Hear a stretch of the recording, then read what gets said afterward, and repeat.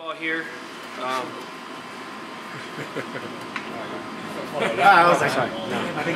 The thing is, I've been making stupid jokes from the cage all the way to here, and I just feel like maybe people are tired of it. I know. You guys got me. You guys got me at the end of it. Like, I've made dumb jokes for the last 10 minutes, and I think this poor guy's pretty sick of my shit already. So I'll try to refrain from that. Well, please continue. Oh, I'll keep. I mean, yeah. Sorry, my natural state is being a jackass, and I got to tone it down usually, like in public. I try No. It's hard. Like, jackass all the way. Okay. Right, so jackass. How do you feel about that? Oh man, I'll tell you, I feel like a jackass for getting hit with that stupid spinning back fist. Like, he threw it 3 times. I saw it every single time, and even the time he hit me, I watched it coming. Like, he's not gonna hit me. Oh, he hit me. It took me a second, but I'm never happy with my performance, honestly. I'm so stoked on the win, and I'm grateful to have this opportunity and to get this win, and everything's been great. But you know, I'll always nitpick my performance because I want to be perfect, you know. And that performance wasn't perfect, but I'm happy with the win. Yeah.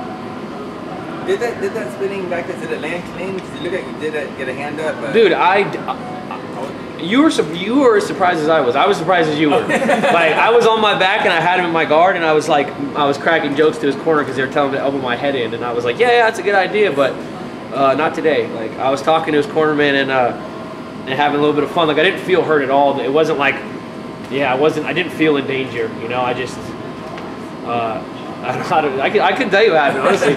He threw some spinning shit, and I guess it landed. Your guess is as good as mine, bro. But yeah, I'm happy with the win. When you talk in there, is that to relax yourself, to kind of take the pressure off the situation, or is it just that's who you are? When we were talking in the cage? Yeah, do you do that out of like? I just love to fight. I just love to fight, and I was actually surprised that's something that surprised me. I didn't think the jury would fight like that. I thought he'd be a little more evasive. He was spitting blood at me and telling me to come on. Like, the way I grew up, man, like, basically I was getting in fist fights every weekend from 8th grade to like 21 years old.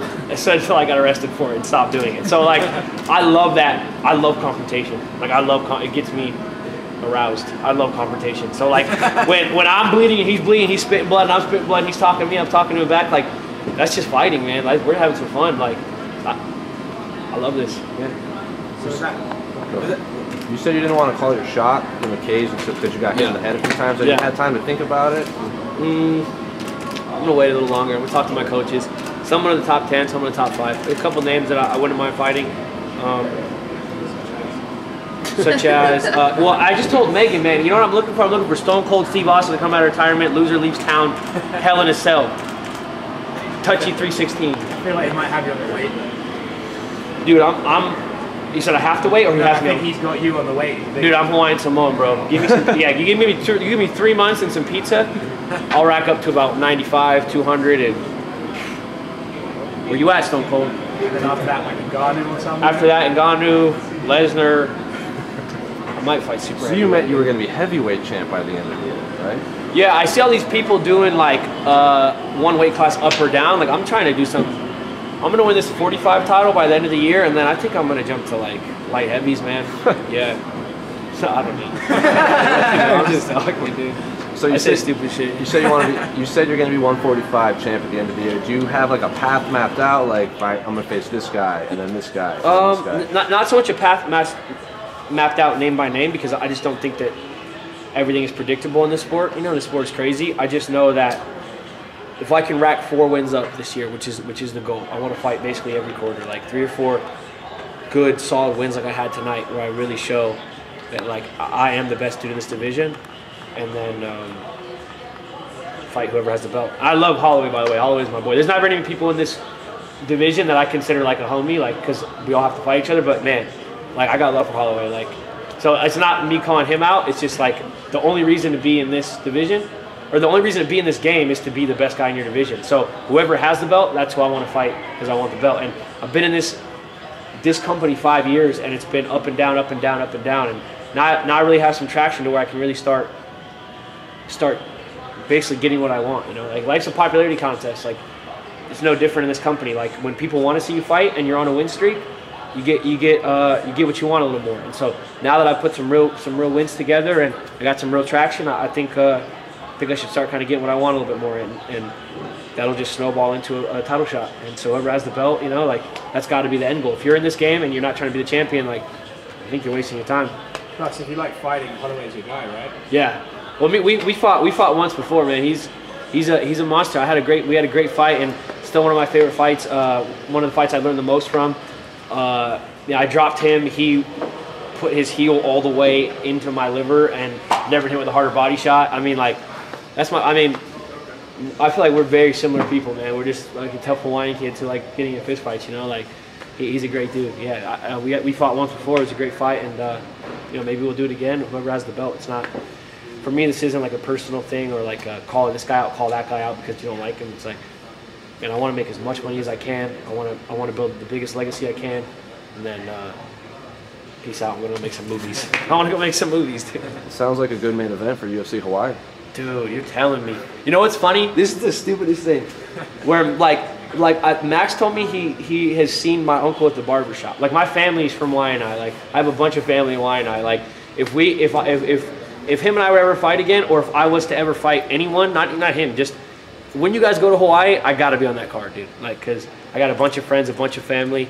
Shout out to the girls on Kapuna Farms, and yeah. Man, I need to go to Hawaii, bro. Dude, I gotta go straight to Hawaii after this, man. I need to book a trip. I'm out. How old are you now? How old am I? Yeah. I don't want to talk to this dude anymore. I'm 28, which is weird to say, and I'm 28. Like someone just said recently, it's like I'm one of the dudes who've grown up in the UFC, and it's weird because it doesn't feel that way till you think about it. It's like when I look at pictures of my first UFC fight, like I'm a baby. You know, I'm like I'm 22, 23. And at the time, I remember, I don't know how much I should say. At the time, when I was 23, I remember being so pissed. Like I was so depressed, and I was in such a self-destructive place.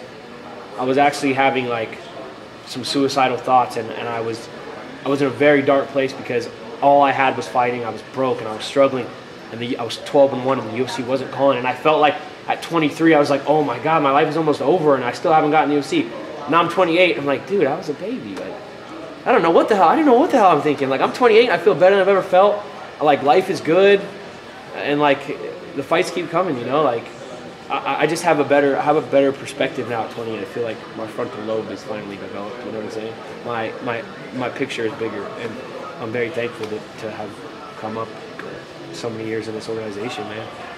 It's funny, I feel like we have seen you kind of grow up in front of us. Yeah. When you look at where you are, though, talent-wise, how much better can you get? Where do you see yourself as an overall of where you will be at some point? Man, at the risk of sounding arrogant, I haven't seen my ceiling yet. Like I'm not at my full potential yet. I'm not even close, man. Like what you saw tonight is a taste. Like there are so many other things that I'm gonna add on the next time you see me, and the next time you see me, the next time you see me. Like I said, I'm 28 now. I've got things dialed in. I know where I should be, and I know what I should do, and I just keep adding things and even losing things, like losing baggage and adding new people and adding new things and doubling down on the stuff that I always did before. And like I just have a better understanding of myself and being true to myself, and I just think my skill set is going to keep climbing, man. I really believe that I'm the best 145-pound fighter alive. I really believe that.